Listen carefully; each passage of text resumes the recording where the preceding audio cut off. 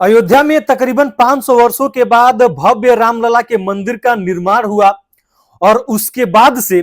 जो लोकसभा का परिणाम सामने आया है, जो वहां से सांसद उम्मीदवार थे, उनके हार जाने के बाद, भाजपा के उम्मीदवार के हार जाने के बाद तमाम देश भर से जो अलग अलग प्रदेशों से जो लोग हैं,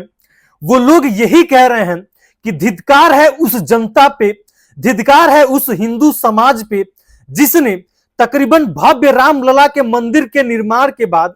वहां से सांसद को नहीं जिताए। बीजेपी के जो कैंडिडेट थे लालू सिंह, उसको लोग वहां से नहीं जिताए और जिसको लेकर के तमाम हिंदुओं में, तमाम भारत के हिंदुओं में, अलग अलग प्रदेशों के लोगों में जबरदस्त तरीके से गुस्सा भरा हुआ है कि जिस प्रदेश में, जिस लोकसभा सीट के अंतर्गत तकरीबन 500 वर्षों के बाद भव्य रामलला के मंदिर का निर्माण होता है, वहां के हिंदुओं के प्रति लोग इतने आक्रोशित हैं कि जबरदस्त तरीके से उत्तर प्रदेश के लोगों को, अयोध्या के लोगों को ट्रोल किया जा रहा है। अब जरा इस चीज से समझिए कि अयोध्या में फैजाबाद के कैंडिडेट थे लालू सिंह और वही समाजवादी पार्टी से कैंडिडेट थे अवधेश प्रसाद, जहां पे अवधेश प्रसाद ने तकरीबन 5,54,000 वोट पाते हैं और वहीं लालू सिंह जो है तकरीबन 4,99,000 के आसपास ये वोट पाते हैं। अब जरा इस चीज से समझिए कि क्या जो लोग हैं वहां पे जो हिंदू है, क्या वो वोट अगर जो दिया है वो कैसे वोट दिया है कि 5 लाख वोट के आसपास गिरे हैं। अब जरा इस चीज से समझिए कि जो लालू सिंह हैं, इनको तकरीबन 4,99,000 के आसपास वोट मिलता है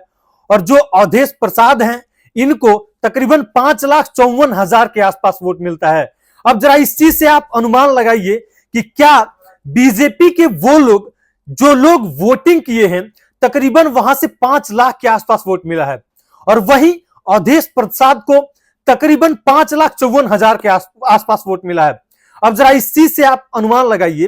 कि जो शख्स मात्र महज 54,000 वोटों से हारा है, वो कैसे हार गया है। अब जरा आप इस चीज से अनुमान लगाइए कि भाजपा जो है वो कैसे हारी है वहां से।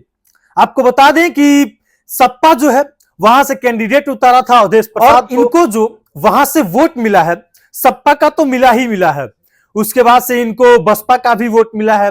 कांग्रेस का भी वोट मिला है, वोट है वो सपा प्रत्याशी अवधेश प्रसाद को मिला है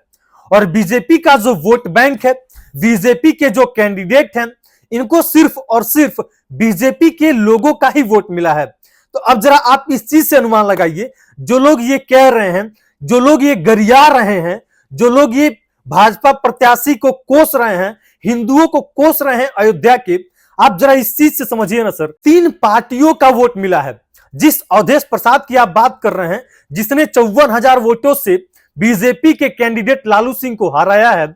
उनको 3 पार्टियों का समर्थन मिला है और लालू सिंह जो हारे हैं वो ऐसे ही नहीं हार गए हैं। लालू सिंह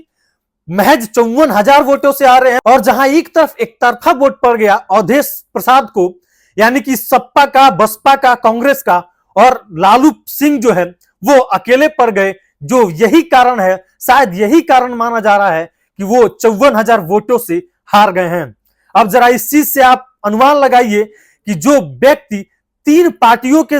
वोटों से जीत रहा है और जो सिर्फ और सिर्फ एक बीजेपी के वोट से जीत रहा है, तो सर ये अंतर तो होगा ही होगा।